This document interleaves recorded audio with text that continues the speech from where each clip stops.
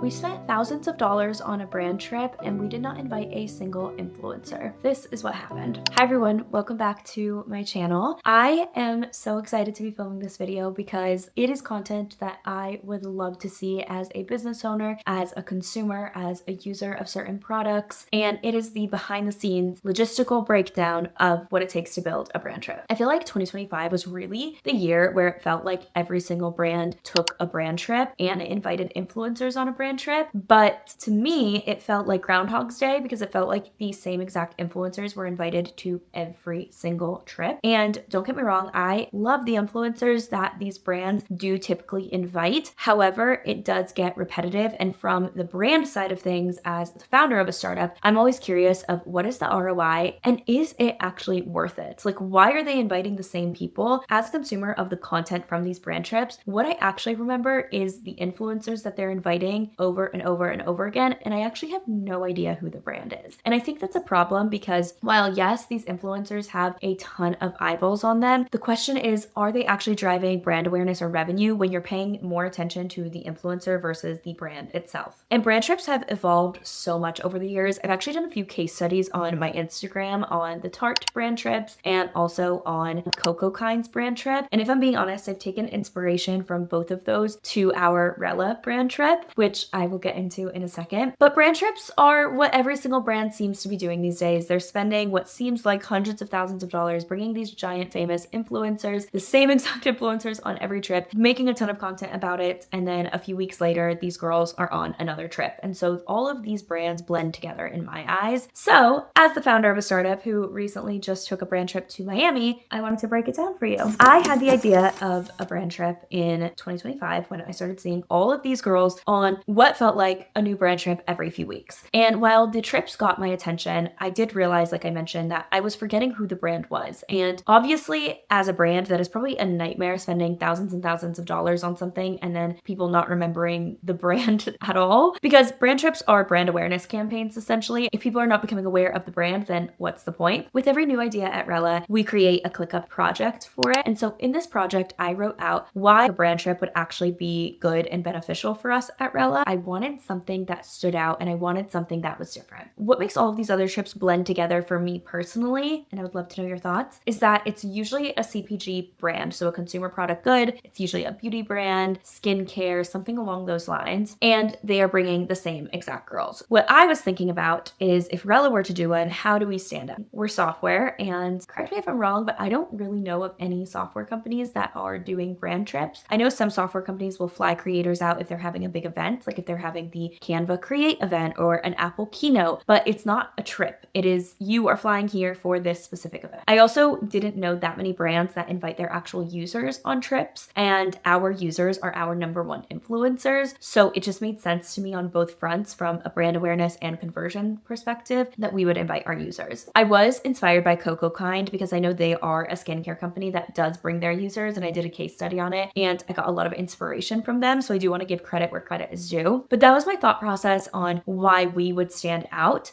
being a software company that is bringing their own users. And I wanted to take a second to pause and thank Squarespace for sponsoring this video. If you don't know what Squarespace is, they are the number one way to build a website. And if you're watching this and you are a founder, you're a social media manager, you're a business owner, it doesn't matter what you are, you need a website and you need Squarespace. Squarespace is by far the easiest way to build a website, and it is my personal favorite because they have the most beautiful templates, so every single website is completely customizable. Our website, getrella.com, is actually built on Squarespace. We just redid it so you guys can see the new look and let me know what you think. But again, it looks so different from our previous website, and it's still done on Squarespace because everything is custom and you can make it look 100% like your own. We didn't have a single developer touch this. You don't need to know how to code. You don't need to know how to be technical at all. And now with AI, they also have AI that can help you build a website from scratch in literally like 30 seconds or less. It is so incredibly easy. So there's really no excuse to build a wait list or have a landing page or get your name out there because a website is something that every single entrepreneur needs. And now you can use Squarespace. Use my code NatalieBarbu for 10% off your first purchase or go to squarespace.com/NatalieBarbu. Thank you, Squarespace, for sponsoring today's video. Now the business side of it actually has to come into play. So like, while yes, that sounds fun and exciting, is it actually going to pay off? Like, are our marketing dollars actually going to see ROI? Because as a startup, that is incredibly important to us. So we need to make sure that we are seeing this money come back to us in some way, shape, or form. And while something like this is more of a brand awareness campaign, it's not a direct conversion campaign, some of the ways that we tried to justify the cost were by our application process. So because we were bringing our users, we were able to ask people to submit an application. And instead of just filling out an application and getting all of your information, the application that we decided to do was to film a video, post it on social media, and that was your application to apply to this Rella retreat. We had about 40 people submit application videos, which was so exciting because we gave everyone like a 1-week time frame to fill them out. And we had 40 organic pieces of content go out in 1 week with our ideal audience. And all of the people that were creating content for us were our users. So they were speaking from true experience. I think that really set us apart because a lot of people were hearing about Rella for the first time through these application videos. And they were like, wait, what is this? And they would come to our page and they would hear about us, and hopefully down the line, they would convert. And as I've mentioned in my previous video, marketing is not a funnel anymore. It is a web. So this was one touch point of the web that was getting people to know and hear about Rella. So when I was bringing this idea to the team, all of that came into play. What would make us different, how this would contribute to ROI. And then the final thing that would also gain brand awareness is that the girls that we were selecting, they were our users. We didn't pay attention to follower count or anything like that, but we did require posting. To come on this trip, we asked that you posted 2 reels about Rella. With Rella though, we knew though that bringing these girls on this trip is a once in a lifetime experience for most of them, if not all of them. And so they were going to post organically no matter what. So we didn't think it was that big of an ask to say like, hey, if you're here, can you please post 2 reels about us? When I presented that to the team, a lot of people, specifically the guys, were a little confused on, would this be worth it? This sounds like a horrible idea. Like, I don't really see how we're going to spend thousands of dollars on something we don't even know if it's going to make a return. But marketing is moving really fast. And what I've learned is that you have to stand out and you have to be different and you have to be willing to experiment. That does not mean blowing your entire budget on something that you don't know if it's going to be worth it. But if you can allocate a portion of your budget to experimental marketing to see what hits, I do think that it is a good idea, especially if you have a little extra money to play with. If you were a brand that was starting out from day 0 and you did not have any money at all, I would not recommend a brand trip to be the first thing that you do, but we are profitable and we did have a little bit of experimental marketing money to play with. And so this went to that. So that was the why behind why we decided to do this brand trip. And another thing that I wanted to mention is that at Rella, we are incredibly community oriented. I know a lot of brands say that, and it's been a really big buzzword for 2026, but truly we care about our audience and our community so much. We've been doing little things that show them how much we care. Like we give coffee gift cards every few weeks to a few random users for no particular reason besides just using the product. We have a Facebook group where other people are using Rella, encouraging others on how to use it. We can answer questions in there about them, connect them to other like-minded professionals. We are constantly doing feedback sessions and beta sessions where we're actually listening to our audience and like implementing it into the product. We have a board where everyone can leave their feature requests and vote on them, and they actually get done. We host coffee meetups all over the world. And I say world because we've done one in London and sponsored one in Australia. So we're all over now. Our first role that we hired was someone to be in charge of community. So community has always been something that's been really instilled in us. So it's incredibly important for us. And so honestly, this brand trip felt like another extension of that. And so I'm sure you're all wondering, how much did we actually spend on this brand trip? So I'm going to go through our budget, and our budget for this was between 10 and 15K. That is how much we estimated that we were going to spend. I would love to know, do you think that we went under budget, hit the budget, or went over budget? For context, we brought 6 of our users to Miami. Everything was paid for: the Airbnb, food, flights, Ubers, everything. And we gifted them a lot of PR as well. So let's break down the budget. I have my laptop here so I can go over it, giving you guys real numbers. I'm going to go down category by category. The Airbnb was our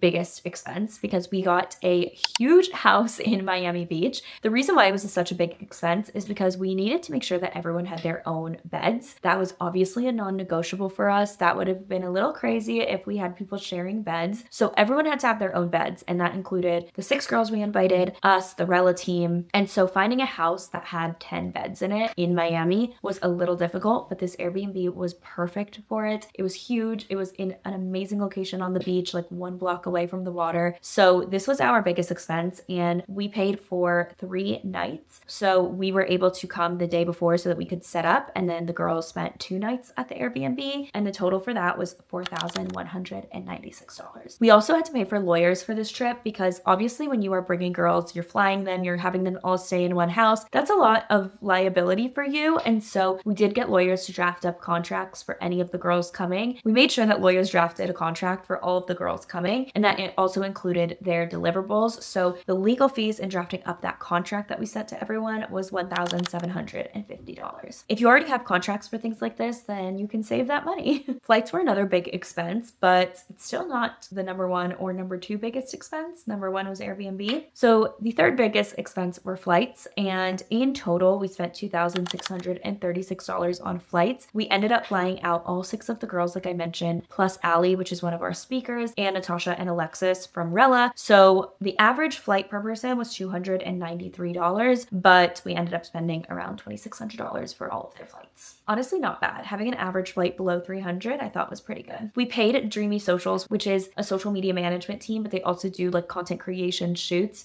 here in Miami. They were phenomenal to work with. And I just wanted to make sure that like we did not have to be thinking about the content that we were making because the Rella team was already busy planning and executing and being with the girls. And so we wanted to make sure that there was someone taking content, posting for us in real time because this whole trip was a brand awareness campaign. And if we did not get content out and people seeing that this software company that is for social media teams is bringing these girls to Miami, then it was not worth it. So we needed to make sure that we were also getting content on our end. And so we hired them to film and edit reels for us and post in real time. They were incredible. We did partner with them, so I do believe we got a discounted rate, but we paid $1,500 for them to be there the whole weekend, capture content, edit, shoot for us in real time, and they were a dream, pun intended, to work with. So if you need a content creator team, whether or not you're in Miami or not, like it was well worth working with them. And I honestly wish that we hired them for like more. Like I wish we got even more content with them, and I will be working with them again. As for food, we obviously covered every single meal, all of the coffees, everything. So this includes coffee. It includes the private chef that we hired one night. It includes the catered lunch. It also includes the private dinner that we had, all of the drinks, everything, like everything is included in the food budget for all of us, for the entire Rella team. And what we ended up spending on food was $3,726. Uber was another big expense, but we actually used Uber Business, which if you don't know what that is, you can like provide vouchers for people. So you can give them codes and then they can use it to and from certain places and it just charges your card, which was so nice. So we got Uber Business and we ended up spending $644 on Ubers, mainly to and from the airport for all of the girls. And the rest of the charges were just miscellaneous charges. Any crafts that we got at Michael's, anything that we had to DIY, which we did DIY a lot. And so the total for miscellaneous came out to $310. And our budget was $15,000. So if you haven't added everything up, do you think it was over, under, just about 15? We ended up spending $14,762. So I would consider that under budget. We pretty much just hit the budget on the head, which I was very pleasantly surprised with because I did not want to go over budget. Alexis from our team did all of the planning of the little details. So the way that the itinerary worked was we had the girls getting there on a Tuesday, kind of anywhere between noon to 5 p.m. is when the girls arrived based on their flights. That night we had a game that we played. Alexis got the game sponsored. So this card company sent us some games called Off Work, and it's meant for entrepreneurs, professionals to really like decompress and de-stress from their life. And you guys, it was the perfect start to the day because some of the questions were more vulnerable, some of them were more fun and funny. It got us all talking and opening up to each other and just clicking right away. Like I could not have asked for a better start. And so we did the Off Work game, which was so much fun. Then the private chef came and cooked us all a really yummy Cuban dinner because of course we're in Miami, we have to do Cuban food. It was so delicious. And then after the chef, we had a hot take night where all of us presented our hot takes. We did like Canva presentations, presented them on the TV. It was so fun and so funny. And it was just such a good way for us to bond that first day because this retreat was meant to be for our users to, yes, decompress and connect with one another, really to give back to our community. That was like the number one thing, but then also to learn from one another. So the second full day was pretty much all about like learning and networking and growing. And so we started the morning off decompressing. You know, we had a hot girl walk on the beach. We got Pura Vida for breakfast. We went back to the Airbnb, changed, got ready. And then we went to a co-working space and had a workshop. We had a workshop with women that were making 6 and 7 figures in their businesses as social media managers and agency owners. And it was only supposed to last like 45 minutes to an hour in terms of the panel, and then like a co-working session afterwards to like network and learn from one another. And this was opened up to other people in Miami. And that workshop lasted 1.5 hours because people had so many questions because they were learning so much. And something that I really wanted to emphasize was like, yes, this is a brand trip. Yes, this is fun, but this is for the people behind the brand. brands. You know, these are people that are managing social media accounts and marketing for other businesses. We wanted to make sure that they walked away from this learning, feeling more empowered in their business, understanding like what the next steps are to scale to that next level, having a community of other managers and agency owners that they could text or call and ask for any specific work-related questions. We were at the co-working space for like 3 hours just talking, networking, mingling, and I just loved that because as entrepreneurs, that is just something that is missing, especially if you like work from home most of the time. During this workshop, we also had a feedback session, so we found so much value from it as a company as well, because we were asking feedback from our power users about how to improve the product. And even though we get feedback a lot because our community is very, very strong, it's different when you're like face to face asking them questions, guiding them in this feedback session. And so it was just so incredibly valuable. And because we are a startup, like I mentioned, this trip needed to be valuable on both parties. Like, well, yes, of course, we want to give back to our community. $15,000 needs to be spent with value to us. And so we made sure that we added value in a bunch of different aspects of this brand trip. I am also creating a Substack with the earned media value, so you guys can see if the 15K was actually worth it. So check out the Substack down below so you can see the full breakdown. It was one of the best few days of my life, truly. Like, being the founder of a company that people are actively using and liking and giving us feedback for is the biggest honor. And I was just so